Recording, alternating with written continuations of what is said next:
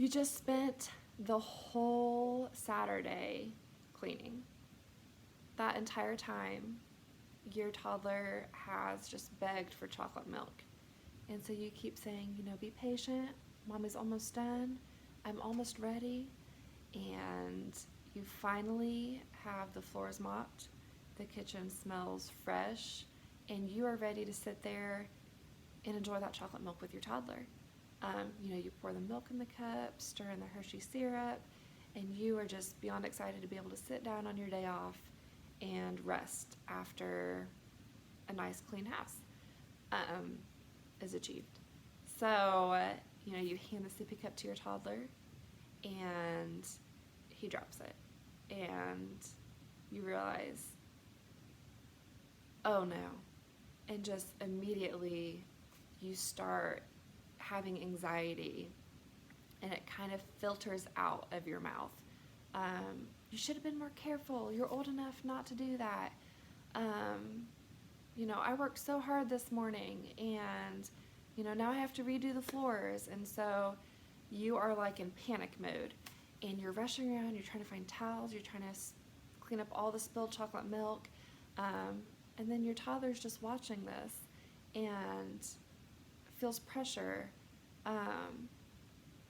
because you made it feel like it was his fault, when in reality you don't think about it, but you put the lid on wrong, or you just technically it was your fault, but it's not like the toddler did it on purpose. So he sees your anxiety, he feels like it's his fault. He gets in a panic mode, and a child's anxiety is the worst because you can't fix it. They remember reactions vividly and what causes those reactions. It gets really chaotic, and you realize at the end it could have all been avoided.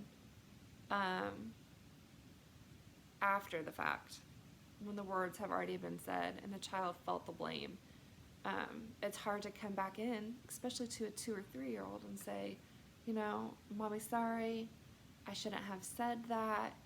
I know you didn't do it on purpose, but once the words are already said and the reaction is already displayed after the innocent fact of spilling chocolate milk, it's better to just learn how to react with patience from the get-go.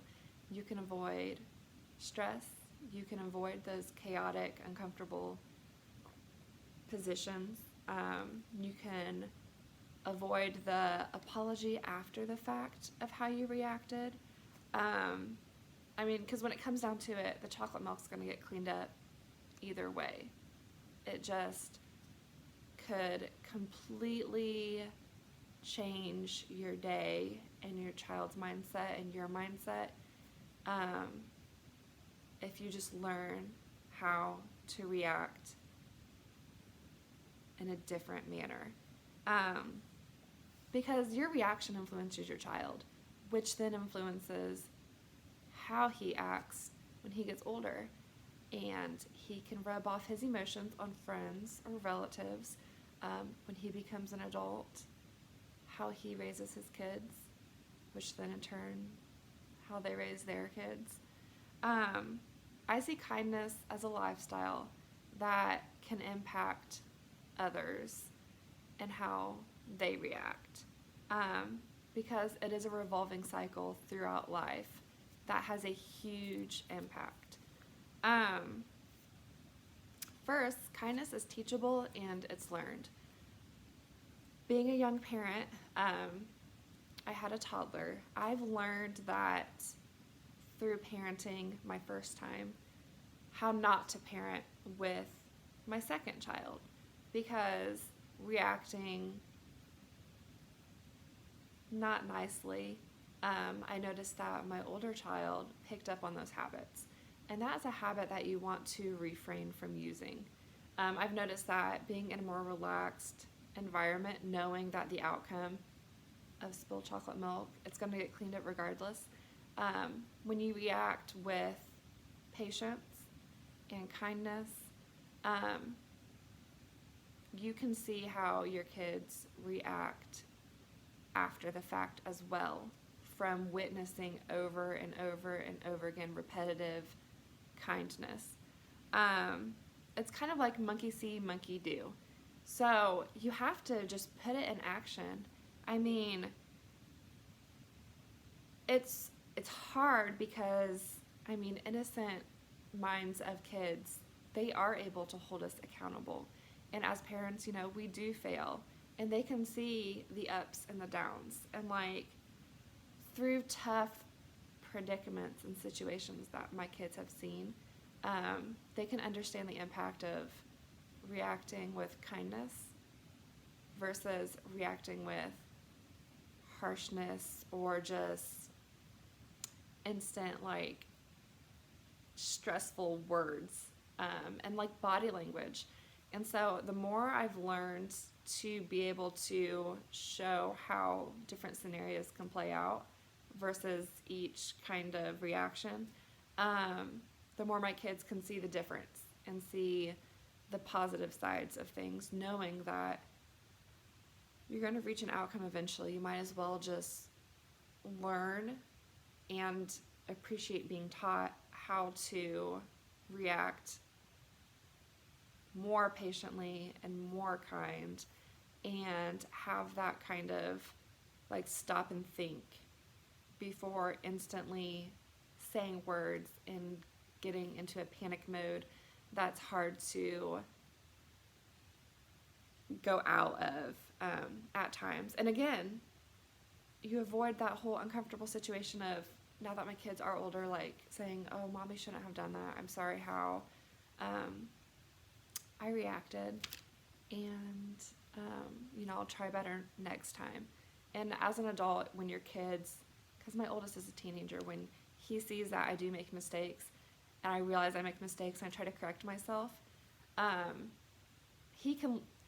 all kids learn from literally everything you do. It just helps influence them, knowing that it's okay to mess up, it's okay to get upset. Everyone has feelings, but when you practice to react in tough situations with kindness, it becomes more of a natural thing to have. And I feel like it's an asset throughout life, regardless of what kind of situation you're in, to have that manner of a calm, collective reaction. Because it's easy to compare how you want things to go, how you see things going in different situations, and knowing that, well, it's a whole lot easier to react this way than that way. Developing kindness as an initial reaction does take time. Again, that's taken me years and years and years of parenting, learning different parenting styles or techniques, and like being able to see other parents, just being able to see their methods of handling different situations, and understanding that practice makes perfect. There will always be trial and error. It's just a part of life. But failures exist, and kindness can become a natural habit. With my kids, I mean, they've seen me fail throughout the years, and they understand that it happens, but they've also known and have visually seen my efforts, and like maybe starting to react in pure panic mode and stopping myself. They know, like, you can change. It's not, with like my different parenting styles from my first kid to my second kid, I mean, it's made a huge difference, and you can overcome a lot of mindsets that are negative, and understand, like, there's ways to cope, and you can just stop and think, and your kids can understand and see that, you're working on yourself and trying to do better for them, which makes them do better for themselves, and in different scenarios at school and sports. A motivational speaker, Wayne Dyer, said that the more you extend kindness to yourself, the more it will become your automatic response. And my oldest is going to be 15 this year. And it's true. I have looked back at my parenting and I've seen so many errors that it's like, how can my kids continue to forgive me when I mess up all the time, when I react to tough situations like bad grades, or how they react to their siblings when their siblings get on their nerves. And it's like, the more you extend forgiveness and kindness and compassion and understanding to yourself, the more you can emphasize that towards others, because it becomes a natural habit eventually. And you just have to remember, practice makes perfect. Everyone makes mistakes. Everyone can have rough days and still turn it around and change how they communicate with others during those days, and being able to visually see how that affects others. It makes the biggest difference in the world. It's like, you want to be kind regardless of the situation you're in. The best of all is kindness is contagious, and it truly is. In the workplace, specifically at my work, I'm able to alter my mindset if I'm having a rough morning, and it feels nice to know that you can be because I am in a leadership role at work, you can be the sunshine on someone's cloudy morning. You don't want people to avoid you and your mental negativity sometimes. You want to be able to express kindness even when there's like a tough conversation to have. People know you mean well when they're used to you being naturally kind and nice in difficult setups. And it helps them respect you as well. So with my sons being able to witness me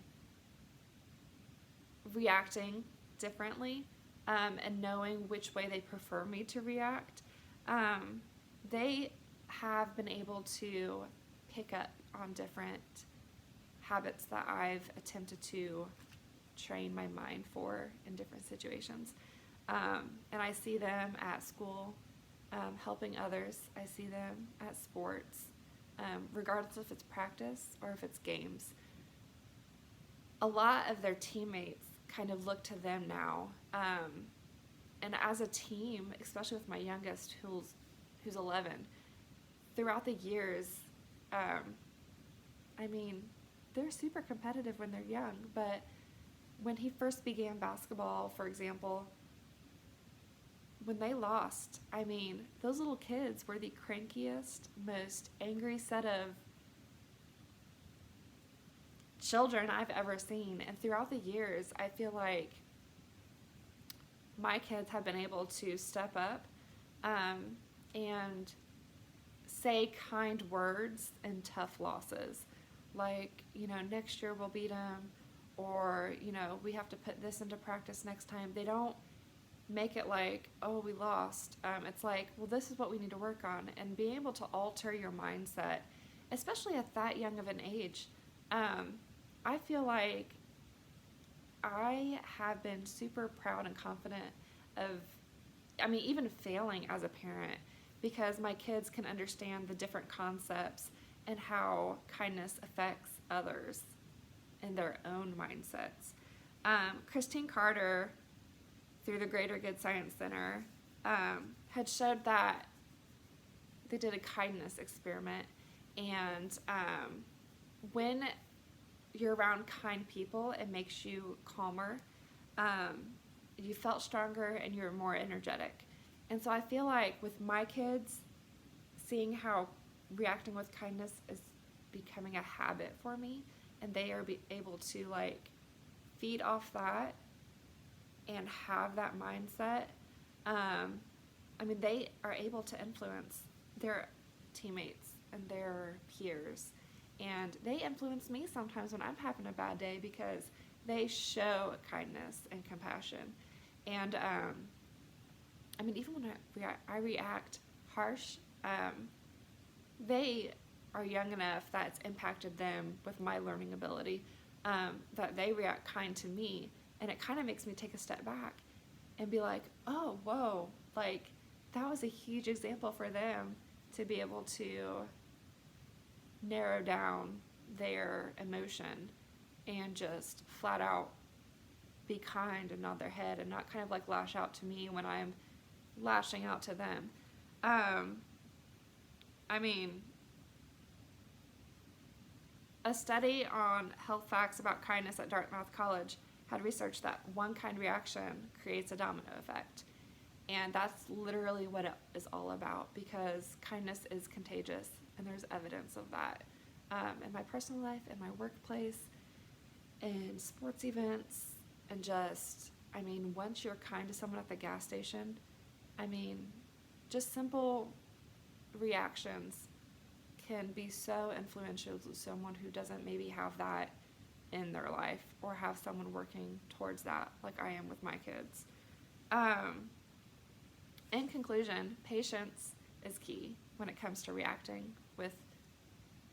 initially reacting with kindness. I have a grandson now who's a toddler, and spilled chocolate milk is pretty common in our household now. And I'm able to say, oh, just go grab a towel. I mean, regardless if I spent all morning cleaning on my day off. It just doesn't necessarily be like, oh my goodness, I just spent all that time mopping the floor and like, why did you do that? I mean, accidents happen, and normally it's the adult who puts this lids on the sippy cups. So I blame myself at this point. But